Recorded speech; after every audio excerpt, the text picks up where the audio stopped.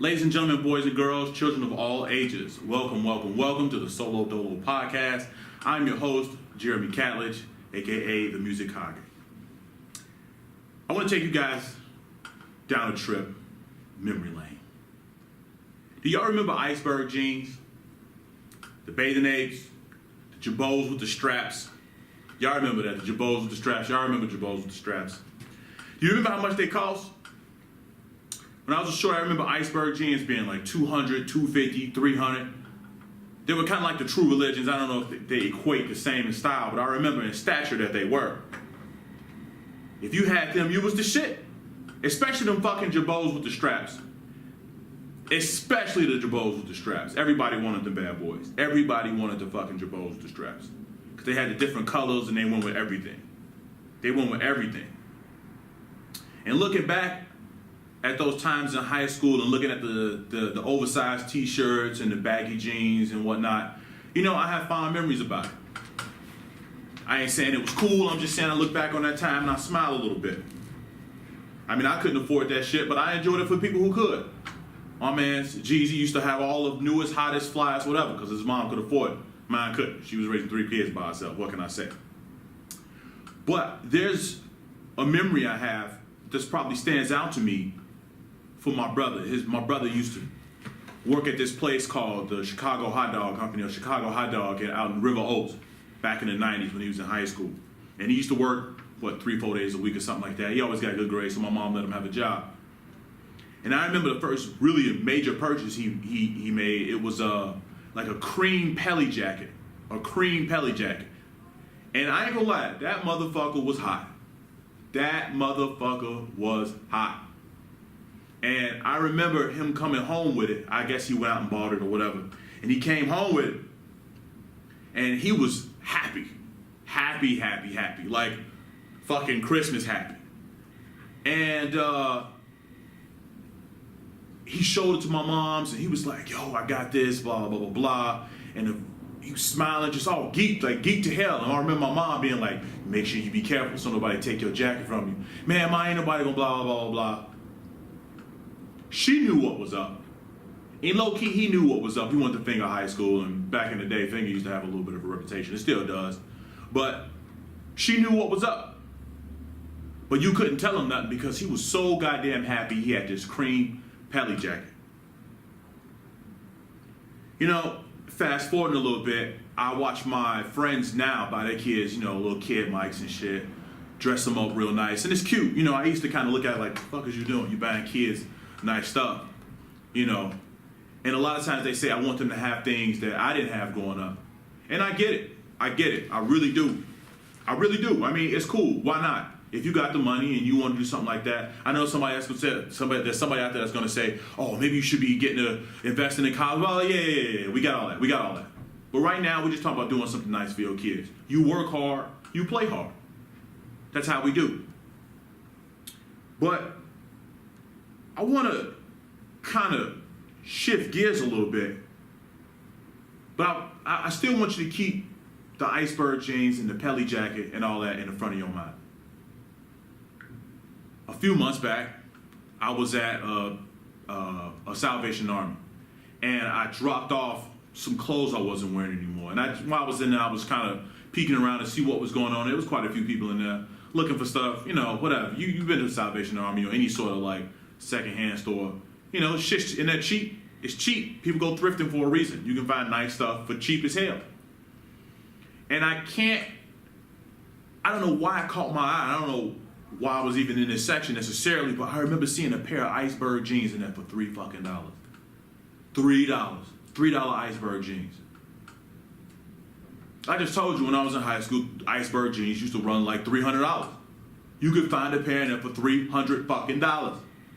Yet here I am, looking at a pair of iceberg jeans for $3. And it was a humbling experience for me. Sitting there thinking like, damn, there was a time where I wish I had those pants. Not even for $3, I don't even want them. Quite frankly, I don't even really want to be seen in them. And I know that starts a different conversation about what society does to us from a consumerism standpoint, but that's not even what this podcast is about. recently, I came across a story. Y'all know those Canada Goose Jackets that's like so goddamn popular right now? You know, they kind of like, well, at least here in Chicago, North Face used to be like the shit. You know what I mean? You got to get a North Face jacket. That was like the preeminent winter jacket. But now you got these Canada Goose Jackets. I don't know if y'all seen them. If you're in the Chi, you've seen them. Other people, I asked one of my homies, did he know anything about them? He don't live in Chicago, but didn't know shit about them. But these Canada Goose Jackets, I've seen them for as cheap as $600-700, and I've seen them for as high as $1,300. $1,300 for a coat. $1,300 for a coat. A coat. $1,300. That shit wild to me. Wild to me. But once again, that's not the point. The point is, you work hard, you see something you like, you go get it. Well, in this news story, people stealing Canada Goose Jackets. And you know, you think to yourself, oh man, you know, this shit happens all the time. People steal stuff all the time. But that damn iceberg, that pair of iceberg jeans popped up in my mind again.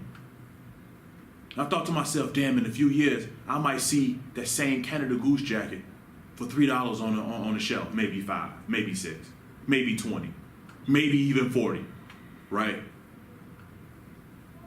But, so like some part of me was like, all right, well, you know, I get it. It's people stealing jackets. But then almost immediately, I became somewhat enraged. And I couldn't help but think to myself, damn, could you imagine working your ass off, busting your ass, so that you could go get something nice that you like, regardless of the fact of whether or not you could be doing something better with your money, regardless of the fact that you could find a coat that'll keep you just as warm for cheaper. Let's just put all that to the side. For right now. You saw something you like, you worked for it, and you went and got it. Only to have 3 goofy ass dudes run up on you and take your shit off your back. Now you might be thinking, I'd be goddamn somebody take my $800, $900, $1,000, $1,300 coat. But imagine 3 dudes run up on you in a stolen Audi. There's another report of it being a stolen Mercedes-Benz. So these are separate attacks. Running up on you, armed, so that they could take your coat. Now, if you've never been in that type of environment, you're afraid, you're scared, and it's cold outside. You probably got your headphones on, you going about your business, you heading home, you walking to the bus, maybe you going to work, maybe you about to go hang with your friends, and all of a sudden, 3 fucking losers, 3 losers, run up on you so they can take your shit. When I was younger, this might not have pissed me off quite as much, but now that I'm a working adult, this pissed me the fuck off. It pissed me off, I'm not gonna stunt. You in a stolen car, maybe with a gun that ain't yours, taking coats off somebody's back. Think about this for a second. I've never seen a person walk around barefoot. Maybe you have, I haven't. I've never seen a barefoot person rob somebody else of their shoes. I've never seen it. I've never seen somebody fully decked out in winter gear. I mean, not with clothes on, not with a coat. I've never seen somebody without a coat on rob somebody that did have a coat on. I've never seen it. In fact, the few people I know that have boosted cars had transportation. What? Now I get it. That's not the point. The point is to steal their shit so you can sell it and make some money. And I would tell you, what's the fucking point? Cars depreciate, unless you buy a Toyota. Cars depreciate like crazy. Clothes depreciate even faster than cars. And you have on a coat, you have on shoes. We've all heard stories of people robbing people for Jordans, not even a city block away from where they bought the shit from. Bro, like, what's your purpose? Are you that lazy? Are you that trifling? Are you that despicable of a person that you got to steal somebody's shit? Come on. You stealing a coat off somebody's back that a loved one bought for them, that they bust their ass for. They getting up and going to work every fucking day, and you decide that you gonna take it because you don't want to work, because you've decided you're gonna live a life of crime, and you're probably laughing and joking about it with your buddies. I really don't know what to say about that. I don't even know what to say about that type of person other than you're just fucking despicable and you're a loser.